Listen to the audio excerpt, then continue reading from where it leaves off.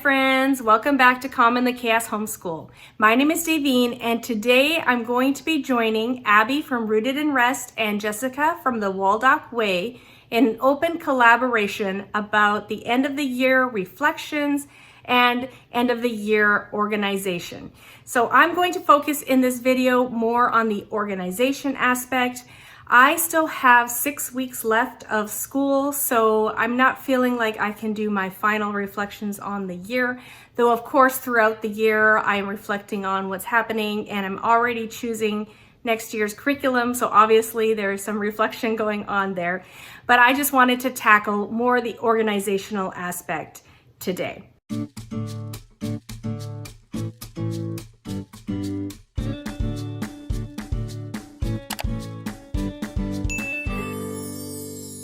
One of the reasons why I decided I needed to start doing the organization is because I didn't do a great job of it last year. And so I have a box that I need to go through and decide what I want from last year so that I can start deciding what I want to keep from this year. So I thought I would just take you along for my process on what I keep and what I don't and how I organize and finish out my end of the year paperwork and things like that.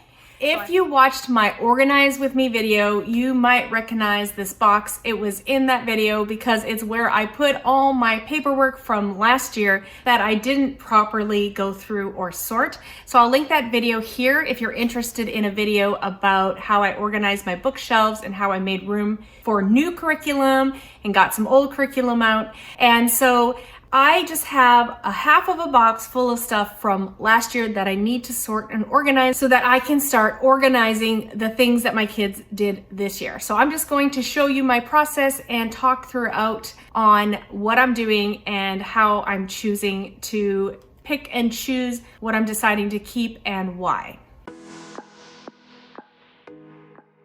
So I found that I have 4 folders here in that box, and I'm guessing since I have 4 kids, each folder is probably one kid's work from last year. So I am homeschooling in Washington State, and we are actually not required to keep any samples at all. That is not something that we're required to do. However, as a mom, I kind of want to keep a few samples of each subject just so that I can look back and see the progress if I ever feel discouraged, or if there's any reason I do need to prove that I am homeschooling. It just feels good to have some backup, some evidence, some proof. So I need to go through. These files are quite large. I definitely don't need to keep that much stuff for myself or as proof.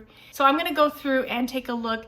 Ideally, I would keep something from each subject at the beginning of the year, at the middle of the year, and at the end of the year. That's what I would like to do. So let's see if I can do that with these files here.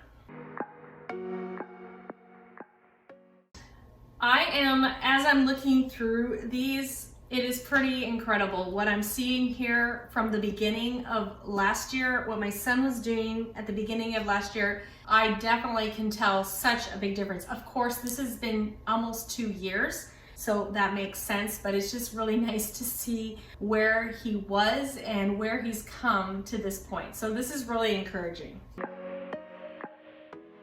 As I'm flipping through, I'm basically just looking for maybe sheets that are better samples of the work that he was doing at that point. And then I might put the name and the date, or I might not. I'll probably just keep each file as far as what year it was, but definitely don't need to keep a lot of this.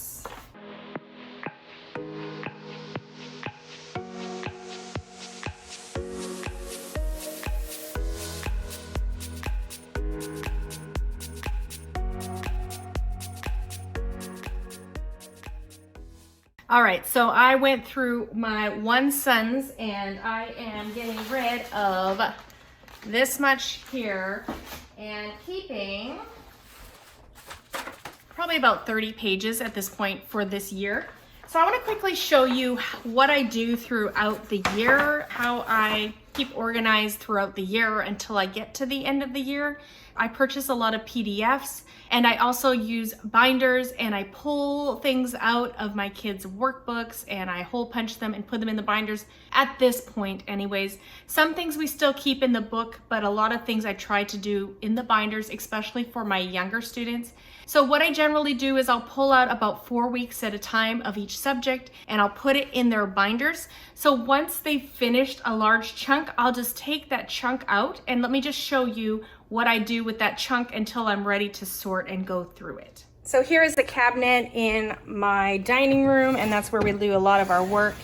And basically I have this hanging folder here that I just stuff the things in as they complete it. So I have a folder for my youngest, and then I have one for my second youngest, third, and fourth.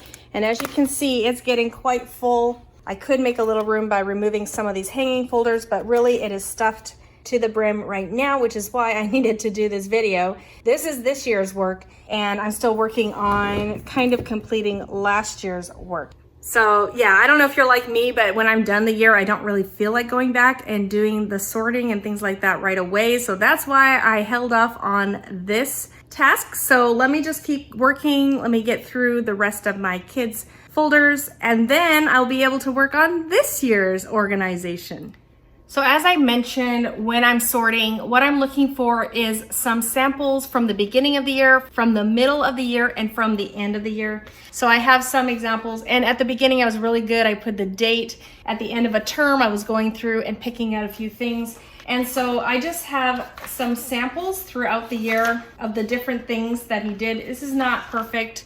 I did not do it exactly, a sample from everything, but I just went through and picked out some things that I thought might kind of show his skills at that time. So I'm just gonna be putting those in the folder, and I think I'm just going to store it. I'm gonna have a folder like this, manila folder, store it in there, and I mean really elastic band around this, and then sticking that in a box will work, and just keep adding to the box and adding the year, the school year here. That would work. Okay, so I've gone through those 4 big files, and I'm down to 4 much smaller files.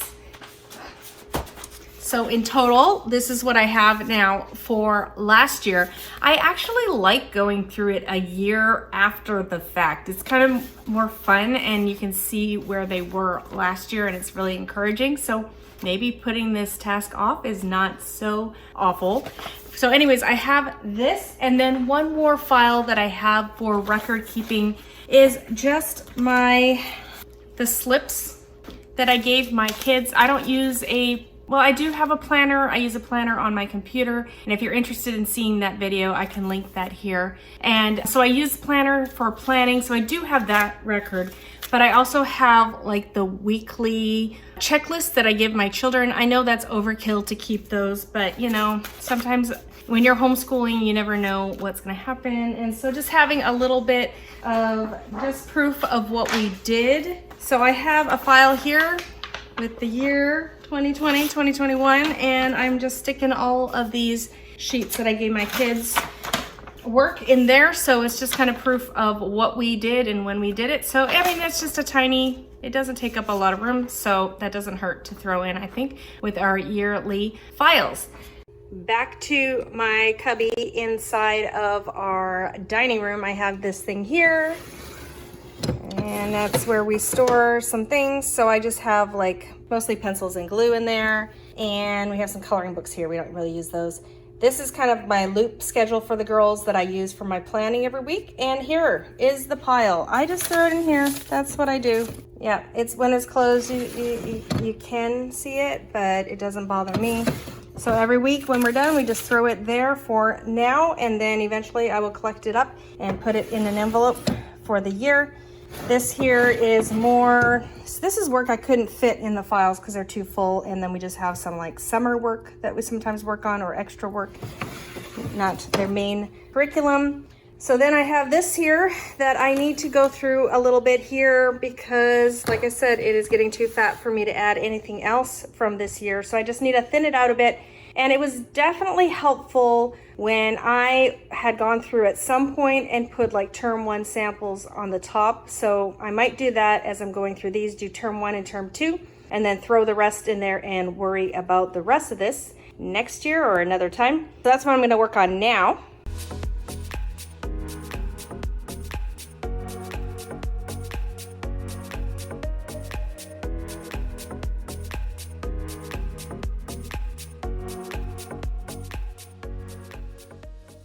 Okay, so I just flipped through my son's file, this year's file, and I have this much that I can throw away and get rid of, and I have about this much right now that I'm keeping. So definitely when I'm done all 4 kids, I'll be able to start putting more things in there for the end of this year. I didn't have any room, so it'll be nice to get some things out of their binders and into this file. So I hope that is helpful. I hope it gave you some ideas on how you could organize or sort the curriculum as your children are finishing things, or as a way to make a portfolio if that's something that you're working on. I know every state is different and what you need to collect is different, and everyone has different preferences as far as what they want to keep and what they don't want to keep. And I'm just hoping to just keep small samples throughout each year of my children's work. If you enjoy videos like this, don't forget to give it a thumbs up. And if you want to see more content from me, please do subscribe and hit the bell notification so that you're notified anytime new videos are up. I like to share a lot of how we homeschool. I have some how-to homeschool content, as well as a lot of curriculum flip-throughs and reviews. I love curriculum, so I do use a large variety with my 4 kids, ages 9 to 13. So if your kids are in that age range, and if you are more of an eclectic, Charlotte Mason inspired, literature-based homeschool, you might want to subscribe. Thanks for coming today. Don't forget to check out the playlist below to see what other homeschool moms do. Thank you to Abby from Rooted in Rest and Jessica from the Waldock Way for letting us join in on this open collaboration. Thanks for watching, and I hope to see you in the next video. Goodbye, everyone.